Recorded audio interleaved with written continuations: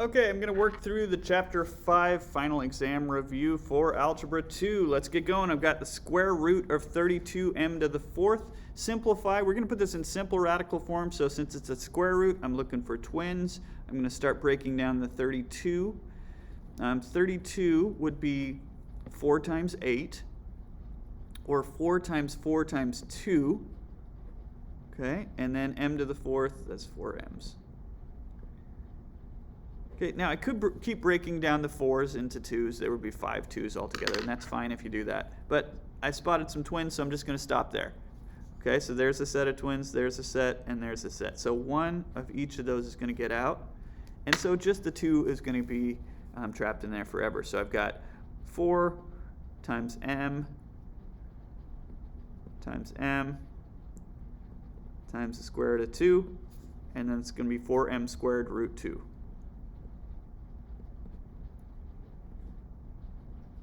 Okay. All right, same kind of deal over here, except since my index is 5, this is a fifth root, I'm looking for quintuplets. Okay, so I'm just going to use my calculator and start breaking down 128. That's an even number, so I can divide by 2, and then I've got 8 times 8, right? So each 8 is going, so this is, here, let me do it, write it here. We've got 2 times 8 times 8 times x. All right, and the 8's are 3 2's each. 2 times 2 times 2, 2 times 2 times 2, right? So if I expanded this, 1, 2, 3, 1, 2, 3, I should have 7 2's altogether. And then I'm looking for quintuplets, so 1, 2, 3, 4, 5. Got 5 of them there, okay? So from this group, one of those gets out, and that's it. Everything else is stuck in, so I'm going to have 4x still inside the fifth root.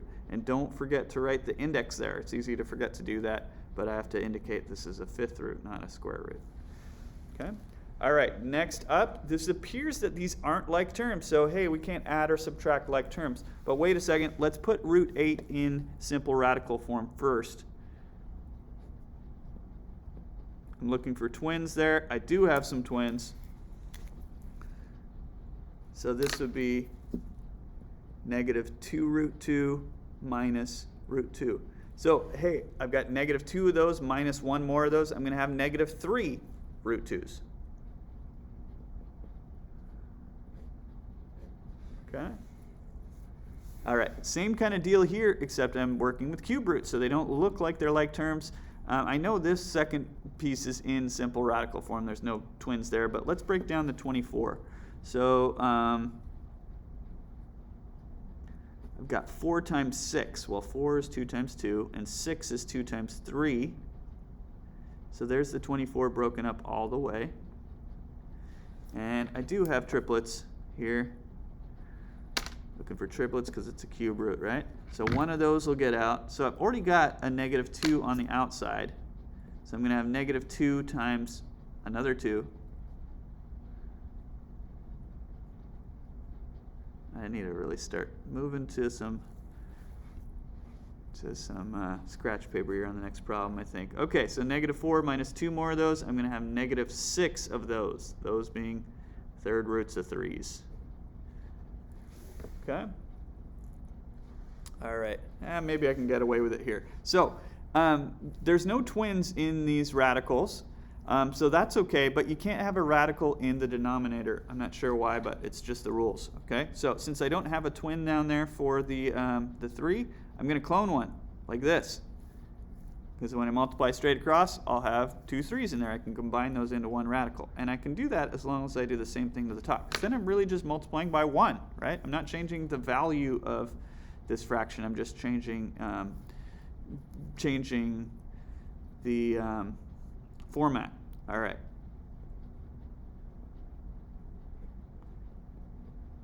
Now I got my twins. Hey, that's root 9 as well. So root 9 is 3. That's another way you can think of that. So this is just going to be 3. So I've got 2 root 15 over 3. I'd want to make sure you don't have any twins up there, but I don't. It's just 5 times 3, no twins. Okay. All right. So it's very tempting to, on this next problem, to use that same idea, actually, sorry, before I get to that, let's break down the 16 a little bit. I'm realizing now that there are triplets in there I can take out. I was getting ahead of myself. All right, so let's go ahead and try that out. So 16 is 4 times 4, or 2 times 2 times 2 times 2, right? Because that's 4 times 4. So triplets.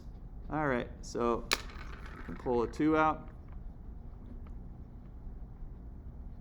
Okay, but I've still got this in, I've still got a radical in the denominator. So the mistake that I see very often is this. And I totally understand, because that's kind of what we did with square roots. But if you think about the cloning thing, I'm looking for triplets here because I'm in a cube root radical.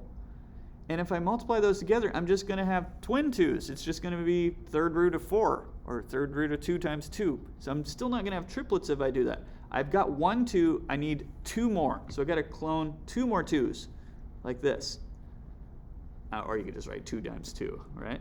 But that's what I'm going to do, okay? And then when I multiply these together, I'm going to have the cube root of 2 to the third. Well, the cube root of 2 to the third is just going to be 2.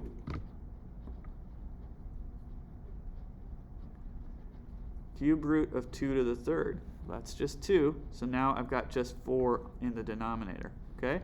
In the numerator, I've got this, and there's no triplets there, but that's okay because that's the numerator, and someone made up the rule that it's okay to have a radical in the numerator, but not in the denominator. So okay, I'm just following the rules here. Okay, moving on. Write this expression in exponential form. So that means I'm going to write this with a rational exponent, is what this should really say. So what you do, this is going to become the numerator, and this is going to be the denominator. Okay, so the way I always kind of remember it, if you just remember x to the 1/2, x to the 1/2 is equal to the square root of x, okay? And then you could write that as x to the first, right? So that's, if I'm not sure, I think, okay, as long as you remember square root is equal to x to the 1/2, you can kind of recreate this. So this is going to be x to the 4/3 then, okay? And then go in the opposite direction. So the denominator would be the index, and then the numerator is the exponent. You can write the exponent there, or if you prefer, and it kind of depends on the situation. Sometimes on this problem it doesn't matter, but for more complicated problems, either one of those could come in handy. Okay? All right, moving on. Let's simplify. So when I'm raising this to the 1/2. So you could write this as a radical. Actually, let's go ahead and do that, because we're just talking about raising something to the 1/2 is the same as the square root. You could also distribute the 1/2. You could do 81 to the 1/2 and x to the 6th to the 1/2. But I'm just going to write this whole thing as the square root of 81 x to the 6th. And I'm noticing, hey, I've got some perfect squares here, right? I'm looking for twins, so you could break that all the way if you wanted. Or maybe you can figure out how many pairs of twins there are without breaking it up all the way. But I'm going to have 9x to the 3rd. Okay. All right, next up. So anytime you have a negative exponent, and on these problems, there's a lot of different ways you could do that. You can start distributing the negative 1/4 right now. But what I like to do is take care of the negative exponent right away. And the way I'm going to do that is by putting 1 over it, and then it'll be a positive exponent. Okay. And then I'm thinking, hey, that's a 4th root. Or you can distribute the 1/4 to both parts, 16 to the 1/4 and v to the 4th to the 1/4. But I'm just going to write this like so. And then I can break up the 16. is 4 times 4, or 4 twos. Got myself in a pickle with how much space I left myself here. I'll put the final V's down there. Looking for quadruplets. And I got some, right? So the denominator is going to be 2v, 1 over 2v. So when you're simplifying, don't leave a negative exponent in your final answer. Maybe you didn't deal with a negative till the end, but you got to deal with it at some point before your final answer. Okay? All right, so next problem. Got some negative exponents here. So what you can do here is just build yourself a basement like that. Okay? And any piece that has a negative exponent, I'm going to use the stairs. So I'm going to pull those two down. So the 4a to the third is going to stay up here. And then I've got a to the first times b to the first, so a times b. And wait, we can do a little bit more because I've got an a upstairs and downstairs, so I can cancel that with one of those a's. So I'm going to get 4a squared over b. And I just realized I could have combined the a's right at the beginning. That would be 4a squared if I just, a to the negative first times 4a to the third. You just add the exponents. Okay? This one, here, just for a little variety, I'm going to raise everything to the negative first. So I've got 2 to the negative first times x to the negative second to the negative first times y to the negative fourth to the negative first. Okay? When you're raising an exponent to an exponent, you multiply. So I'll deal with that negative later. But I've got x squared and y to the fourth then, okay? And then, hey, that negative exponent, let's build a basement and pull this down. And then it'll be just 2 to the first down there. So now I've got x squared, y to the fourth over 2 to the first, or just 2. Okay? All right. I'm impressed with myself that I'm getting away without using scratch paper here. All right, so on these problems, I'm going to definitely pull this guy down, okay?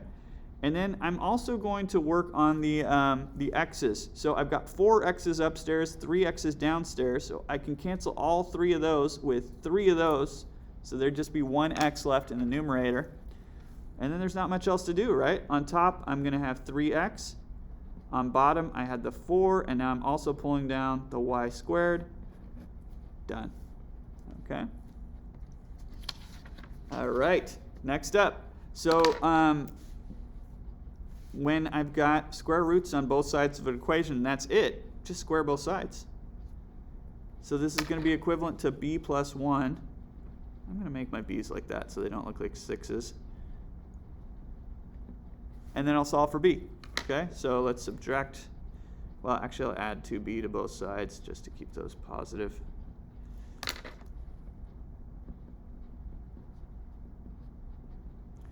And then subtract 1. Here, I'm running out of space here. 3b is going to be 18, and that means b would be 6. And this says remember to check for extraneous solutions. So I want to see if this is actually going to work in the original. I'm just going to kind of do a spot check here. Here I'd have the square root of 7 on the left side, right? If I plug in a 6 here, then I have 19 minus 12. Hey, I'll have the square root of 7 on both sides. So it works with the original equation, okay? Next problem. All right, I'm going to start using the, well, I'll get as far as I can without the scratch paper. I'm going to start like that. So you isolate the radical first before you square, but it's already isolated here. So then I've got 36 equals 8x plus 4. Actually, I don't need scratch paper here. I'll subtract 4 and divide by 8, and there we go. Okay, and again, I'm going to double check this. Sometimes you'll get solutions that don't work in the original problem. Here I've got 32 plus 4, so that would be 36. Square root of 36 equals 6. It works, right?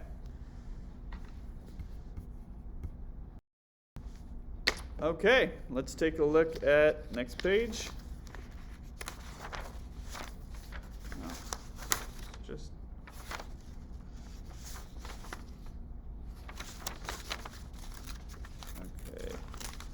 All right. Next up, Again, I'm going to square both sides of this.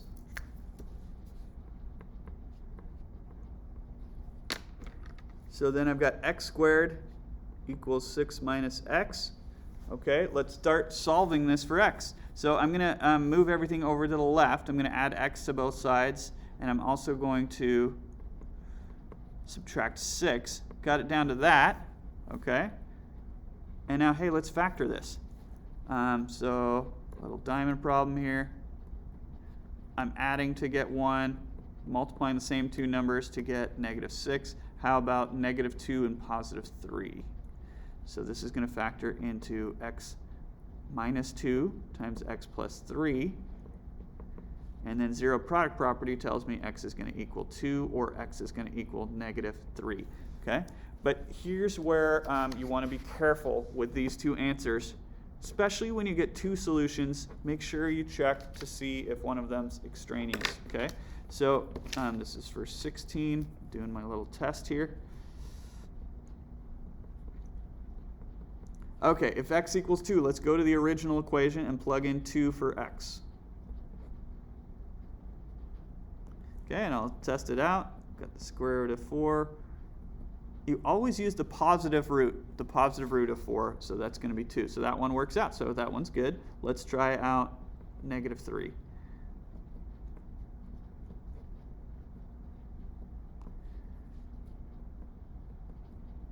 Okay, so that would be square root of 9. It's tempting to say, oh, well, the square root of 9 could be positive or -3, which is true, but when you're doing these tests, only use the positive root, and then that doesn't work, and that means this is an extraneous solution. Throw it away. Okay? All right, next problem. So isolate the radical. Hey, it's already isolated. Then square.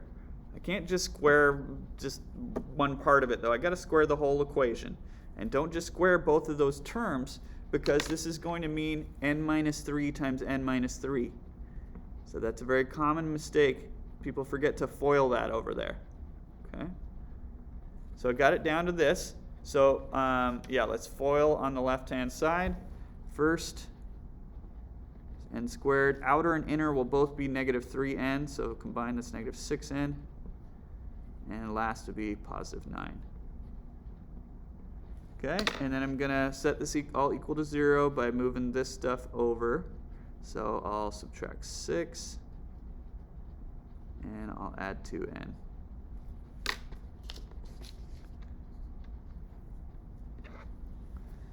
Okay, so what do I got? N squared minus 4n plus 3 equals 0. Okay, let's factor this. Can use a diamond problem again.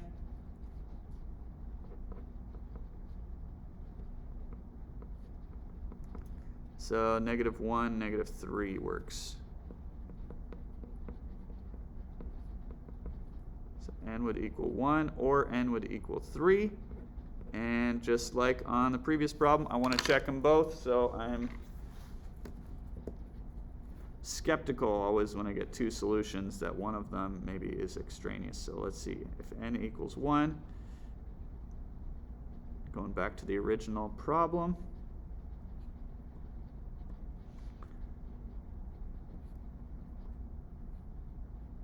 using only the positive root here. Nope. Don't assume that the other one works. You should try them both out just to be sure. Very often one of them works and the other doesn't, but don't make that assumption. And also it's a nice way to double check your work. So here I've got 0 equals square root of 0. Well, that's true. So this one does work. Okay? All right. Solve the next equation. Okay, so on this one, you could take the right side of the equation and write it in radical form. But what I like to do is just take this and raise it to the 2/3. Because if I raise that to the 2/3, 3/2 times 2/3 is going to be 6/6, which is just 1. And that will leave me with just v over here. Okay? So I can do that as long as I also raise this side to the 2/3. So now v is going to equal 216 to the 2/3. Okay, now you could write that as the cube root of 216 squared and then start looking for triplets and doing all that. But hey, I've got a calculator right here. Let's just actually take 216 and raise it to the 2/3. Just to make this quick, 36. Boom. Okay.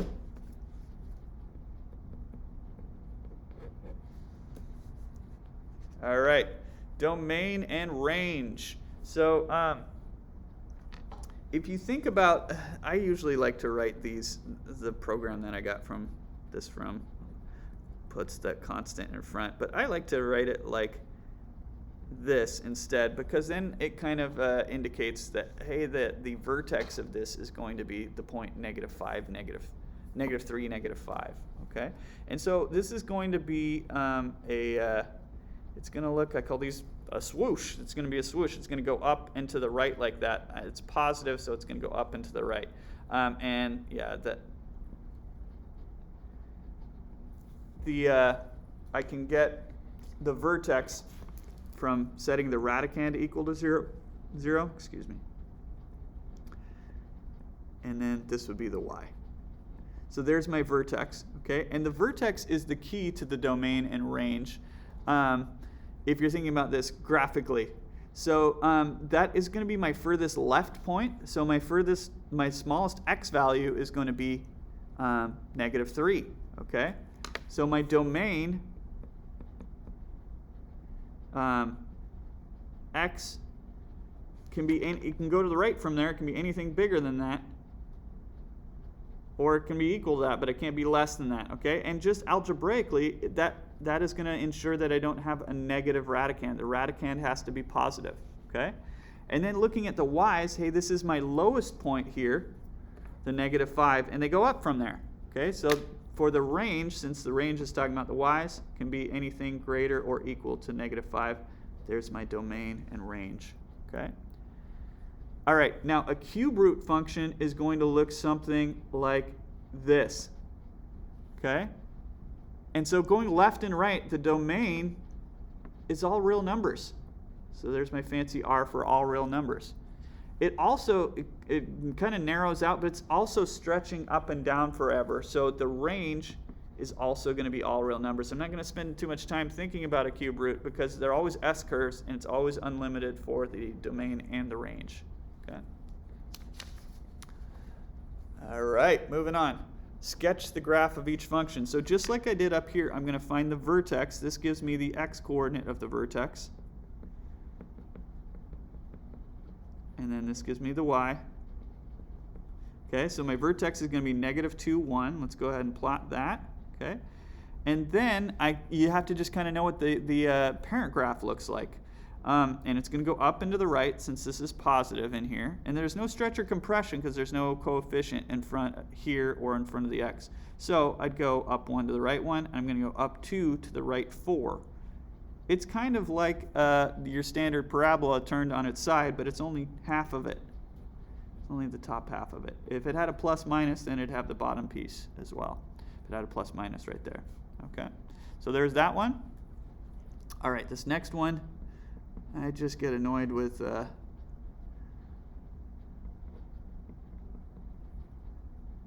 way this program writes. Says I like the +4 there so that I can see that the vertex is going to be -6, -4. -6, -4. Ooh, and this one is tough because I've got 2/5 is my, this is going to give me a stretch or compression. So the first thing I'm thinking, if it's a number more than 1, on an original parabola, if it's a number more than 1, it's going to make it narrower. If it's a number less than 1, it makes it wide. Okay, so it's going to be wider, but I'm going to think about that in terms of a parabola. All right, so let me just draw a good old-fashioned parabola here. And I'm going to put 2 other points there. Okay, so next thing I want to do is think about, is this going to be a horizontal or vertical change? So, you know, I can put in my what I call the ghost points, just following this format. But I've got to do a stretch or compression. That vertex is going to stay put, but these other 2 points are going to move, and that's what I'm trying to figure out right now. okay? So I'm thinking horizontal or vertical change. Well, if it's on the inside, it's a horizontal change. This one's on the outside, so that means it's going to be a vertical change. Okay, and now I need to figure out, so these points are going to move up or down. If they move up, that would be a stretch, right? If they move down, it's going to be a compression. So what I need to do is put these two pieces of info together. And I'm thinking back to an original parabola because it's a little weird with a sideways parabola. But looking here, I'm thinking, okay, these 2 points can only move up or down, and I want to make this parabola wider. If I move them up, then it's going to get narrower. So I need to move them down. These are going to move down.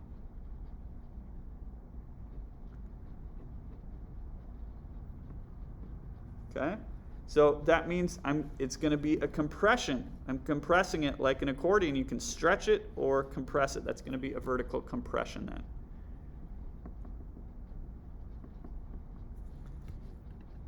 Okay? And so those points are going to move straight down. And usually I give, instead of 2/5, I'd have like 1/2 or 1/3 or something like that. So this is kind of a pain. So what I want these to be is 2/5 of the height that they are right now. Okay? So I can't do this too accurately because it's too small. But if you think about like this being the floor, those are getting squished down towards the floor, vertically towards the vertex. So I want this point to be 2/5 of the height of this right now. So I'm kind of eyeballing the point 2/5 and, you know, something like that. And then here I want 2/5 of a height of 2. So let's say 2/5, we can do this over here. 2/5 of 2, well, that would be 4/5, which is 0.8, right? So I want this one to be at 0.8 above the floor, something like that. So this is going to be pretty narrow, this one. And there we go, something like that. Okay. It's 2/5 of the height of the original swoosh. Okay. All right, let's try one more. Okay, first I'm just going to rewrite this one. I'm just going to take that -3 and put it after the radical. That's how I like to do it. Okay, so getting the vertex first. And then here is my y-coordinate. Okay, I got the vertex. It's -4, -3. 4 left, 3 down. There it is. Okay, it's going to open up into the right because it doesn't have a negative. If this is -2, then it'd be opening down. But it doesn't have that. Okay. But I do have the 2 to deal with. Let me put in my ghost points. Up 1 to the right 1 from there. Up 2 to the right 4. There's my ghost points. But I'm going to move those because I have to deal with this. Okay? So, original parabola. If I've got a 2, it's going to make it narrower. So let's put in a couple points. Okay, I know this is going to get narrower, but the thing is it could get squished like that, or these points could move up. So I could have a horizontal compression or a vertical stretch. Either one of those would give me a narrow parabola, but I still got to get it right so that I move these points in the right direction. Okay, so let's look at the position. So if it's inside, it's horizontal change. This one's on the outside, so I've got a vertical change. Okay, just like the last problem, it's vertical. But this time, to make this narrower, I'd need to move these points up. So these would need to move up something like that. I can only move them up or down, and this is the way I'm going to get a narrower parabola. Okay, so that's going to be a vertical stretch. Those are stretching away. Okay, and this time, since the coefficient's 2, I just double the height of those 2 points. So that one's 1 unit above the floor. Here's the floor, right? This one's 2 units above, so I double that. And then here we go. And that is the end of the review.